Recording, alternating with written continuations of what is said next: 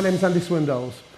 About 14 months ago, I decided to write a series of books set in Manchester at real locations, featuring a vigilante called Seth Miller.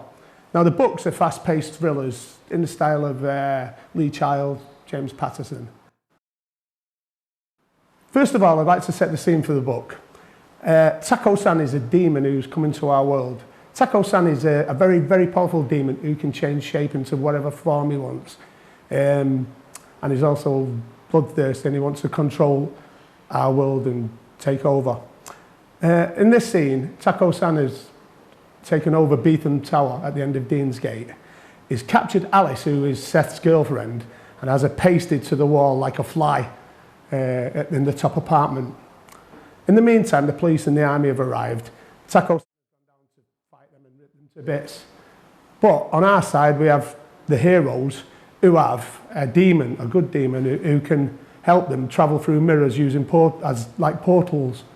So they've entered the building to try and rescue Alice. Alice screamed as the twin crawled up her body.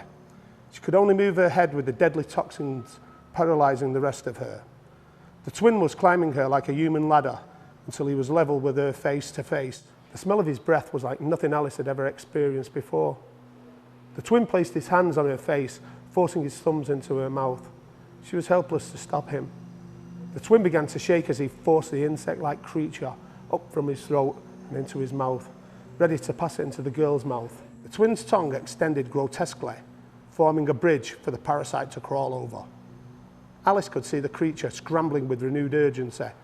Within seconds, she would be infected and turned, like the rest of the people Taco-san had taken over. There was no warning as the twin's head was sliced off by Baron's blade, not before the parasite had time to jump and land on Alice's chest. The scorpion-like thing scrabbled upwards, using its claws to gain purchase as it moved towards her face. It had managed to put 2 legs into her mouth before Baron grabbed the thing using a piece of fabric that had been draped over the leather settee. The parasite made a hideous screaming noise as it was wrenched forcibly away from its new host. Baron threw it to the floor and crushed it underfoot. The 2 men cut Alice free from the wall using the katana blade. The driver carried Alice over his shoulder in a fireman's lift fashion. As they turned to make their exit from the room, a loud ripping noise made them look back, only to see the body of the twin splitting open, releasing dozens of the parasites. Some of them were much bigger than the one Baron had crushed.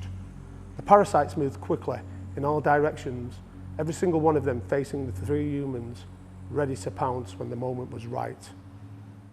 Baron edged slowly backwards to the minibar, grabbing hold of a bottle of 151 rum. The minibar was packed with cigarettes and cigars.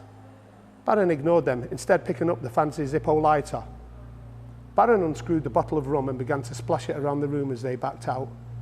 The parasites were closing in, some of the larger ones making a screeching noise in anticipation of the forthcoming attack. Behind them, the sound of others approaching was getting louder. Baron flicked the switch on the lighter, adjusting the flame to its fullest height, then placed it on the floor next to the spilled rum. Something landed on his head.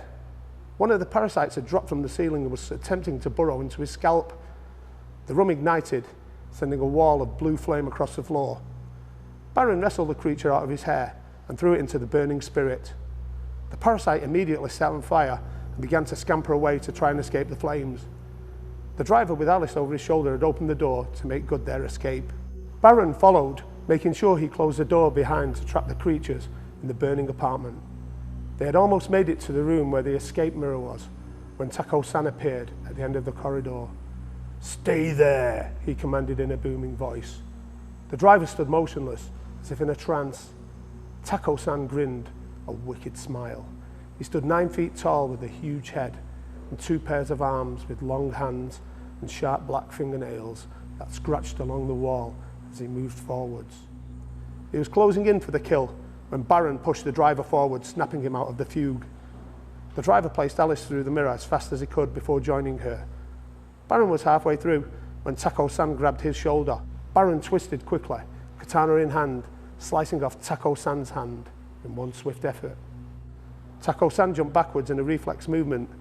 This split second allowed Baron to smash the mirror with the blade, destroying the portal in which they had accessed the tower.